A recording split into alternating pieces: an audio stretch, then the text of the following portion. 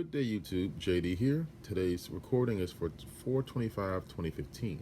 Today's topic is creation stories.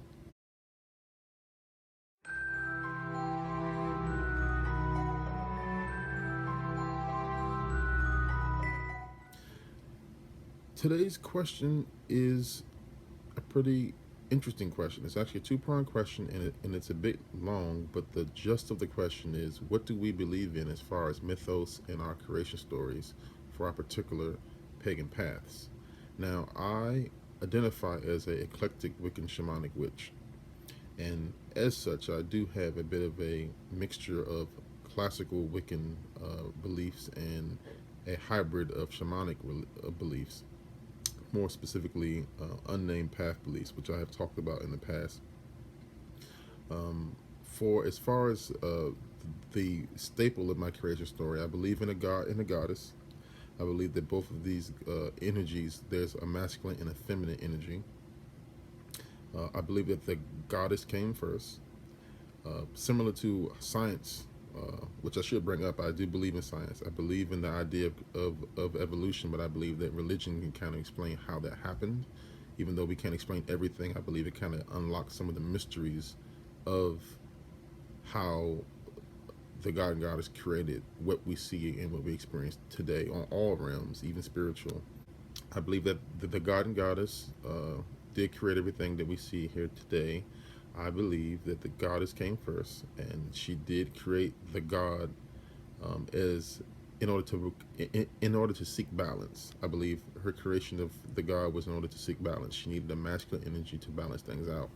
Now, I've said it before on this channel that I believe that the god and goddess can refocus themselves based off of the needs of the people who are praying or longing for that particular energy. For example, I've talked about how you'll have people who worship or work with Bridget in one part of the world, and then people who work or worship Isis in another part of the world. I believe the energy behind those two goddesses are the same energy, just like I believe the energy behind, say, Thor is the same energy behind Ra. I believe it's just a refocusing of the god and goddess behind the actual face of that god or goddess that is focusing for the people because they need it at that time. So on top of all that, I believe that the goddess created the god, and then you have multiple other creations that come from that, similar to other religions that believe in spirits like kami spirits or angels or jinn. I believe these beings were spiritual creations that came from the god and goddess and their actual love for one another. And some of these creatures can be benevolent, some of these creatures can be malevolent. And through their particular love, you have more and more creations.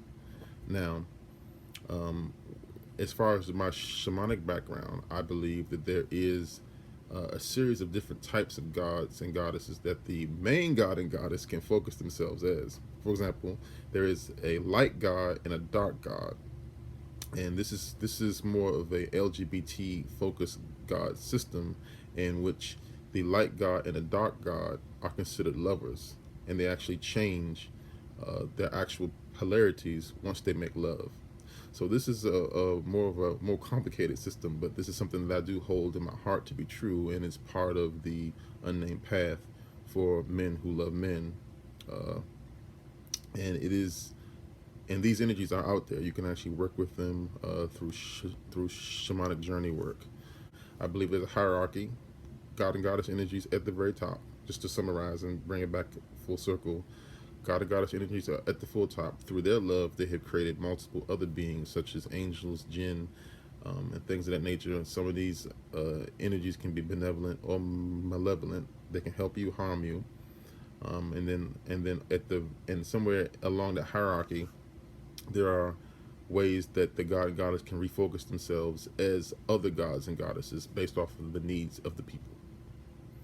So if that makes sense, that is my particular belief system as far as mythos and creation stories.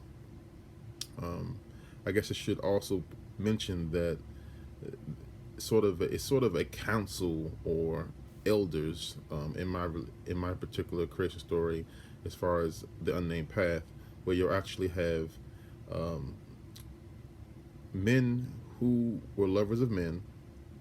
These people died in the past, and they have become what is known as mighty dead.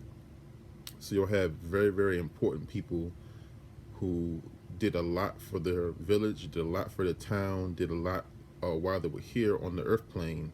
And when they die, they go to the underworld, and in the underworld, they are known as the mighty dead. These are people who can retain their actual identities. If you listen to some of the unnamed path podcast, you'll kind of understand where I'm going here. And what I'll do is I'll post a link down here, down below, to a couple of the podcasts, so you can kind of listen to it to try to understand where I'm going with this. But uh, in any system where you have ancestors, you can actually reach out to these ancestors. So these people aren't necessarily gods, but they're guides. They have feelings, they have opinions. Sometimes the opinions aren't always right, but they're a spiritual opinion, and I feel like they should be mentioned when dealing with a god or a goddess or any kind of creation story, at least with my particular path.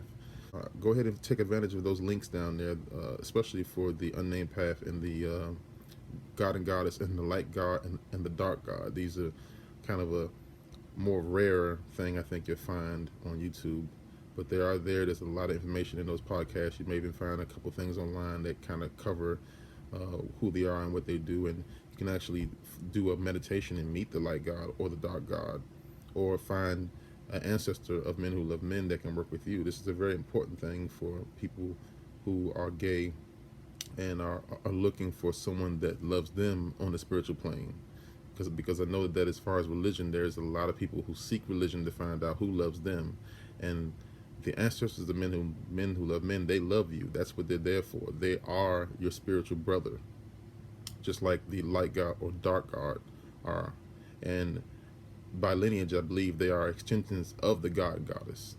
Go ahead and take a look at some of those links I have down below. They'll clear up some of this, and you might even find it fascinating. Thanks for listening, and blessed be.